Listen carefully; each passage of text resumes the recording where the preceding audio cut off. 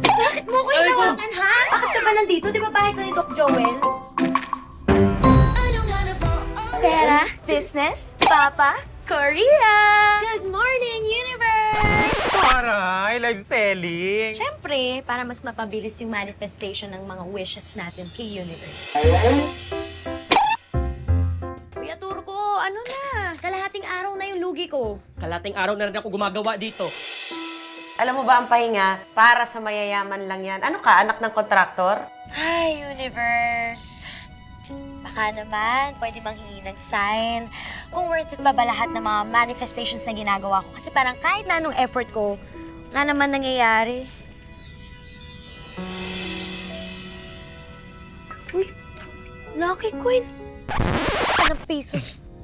A little conversation. Faith, effective ba talaga? Ang alin?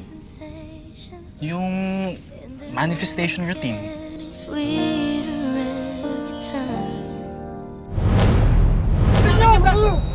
Tama na yan! Sabi naman kasi sa'yo ni Doc Joel huwag ka munang manonood ng video, tsaka huwag ka muna magbabasa ng comment. Uy, Trust the process nga, di ba? Kaya nga tayo nandito. Halo-halo. Baka gusto nyo rin. Sapak sa sarap. Diba yan yung nasa viral video? Yan yung nambugbog. Sa kotse na lang muna ako. Sandali, huwag ka muna alis. Biyak ka ba?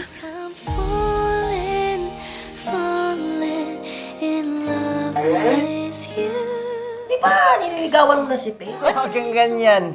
Hindi totoo yan. Himingiti. Hindi mo lang kasi ako tinititigan eh.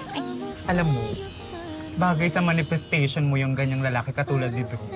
Siya yung kalma sa mundo mong aligaga. Esoy! Oo nga, Drew. Ang bait mo.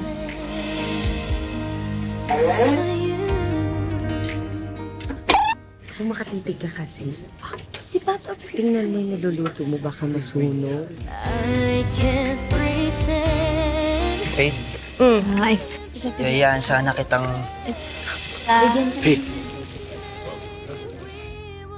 Gusto sana akong sabihin sa'yo. Joaquin! I think I'm falling in Ang cute mo. Maliit. Parang keychain. Maldita! I don't